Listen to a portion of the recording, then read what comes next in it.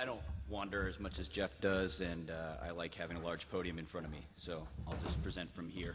I'm actually going to walk quickly through the process of reviewing a manuscript so we can then dive into the actual manuscript that's in your application. So you guys have all astutely noticed that this is a forest. You'll get it in a second. So when you read this the first time, you are going to want to just start nitpicking every detail immediately. That's what I did. Don't do it, okay? First pass, just read the paper. Does it pass your so what test? Does it matter? The paper we've been invited to review in this example is just another opioid paper on prescribing patterns, right? So is it just another opioid paper? Does it have something unique? John Andrick is laughing because it's probably his.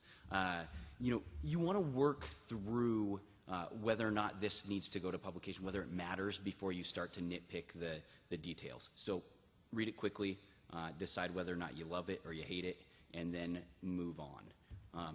The second reading is going to be where you really start to dive down and focus on those details.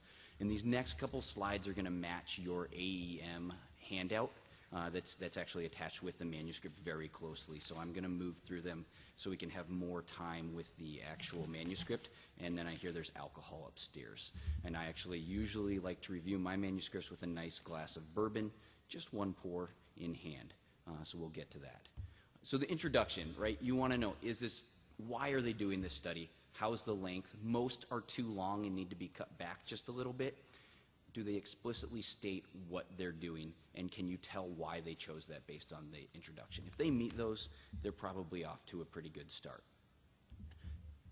The methods is where you're going to spend most of your time, right? Because this study, this manuscript that you're reading needs to be reproducible based on the methods section. So if you cannot fully comprehend what they were doing and how they were doing it, and you couldn't take this and do it in your own center, then this is something that needs feedback and is going to need to be adjusted. We'll get to the specific questions when we actually review the manuscript. You do want to focus here on the techniques, the models used, the analytic strategies. If you're freaked out because you don't fully remember what a multivariable logistic regression is, and you're not sure that you're the person to review it, don't worry. AEM and other large journals employ a stats reviewer as well. So you can kind of just glance over that and look at the bigger picture and let the stats reviewer really hone in on whether their model was appropriate. In terms of the results, does the data line up? Does it match what they said they were going to do?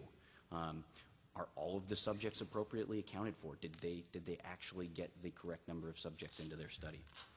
And then in the discussion, are they overreaching with what their study was, what they decided to do? Are the findings supported by the data? And is this really actually important or new? Limitations is a big one. Most studies will have limitations because there's no perfect study out there, and you need to make sure that these authors have adequately addressed those. Are they trying to hide something? Are they trying to bury something from you to make their study seem more important than it actually is? And ultimately, does go to get the conclusions? Do the conclusions link back to the objective? Does it make clear sense on why this manuscript was performed? Again, have they overstated the conclusions? I often do this in my papers, which is why they get rejected and sent back to me. Figures and tables, are they helpful? Like figure 1, table 1, does it actually assist you in reading the manuscript, or is it so convoluted that you have to go back and look at the results section to figure out what's going on? Table 1, is it complementary, or have they also listed out in text all of the results? And then the references, are they up to date? Are they missing any major new publications in this field? Do their hot links work? That's an easy way to check and make sure everything's up to date. And then is there something that they should have included that they didn't?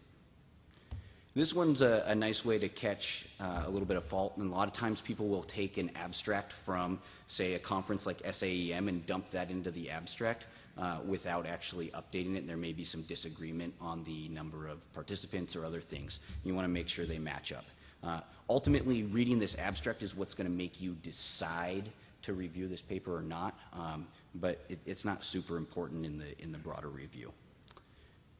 And that brings us back to the beautiful forest, the rolling hills, and the third reading, which is you're just going to put it all together again. Once you read it again, you're going to write up a review. You want to be blunt, but you want to be constructive, right? You want to provide professional feedback that is going to help this manuscript become a better piece of work. We're not a journal club. We're not tearing it to pieces. We want to help these authors better describe what they did, how they did, and why they did it. So when you write these things, you want to say, is it original? Does it seem reliable?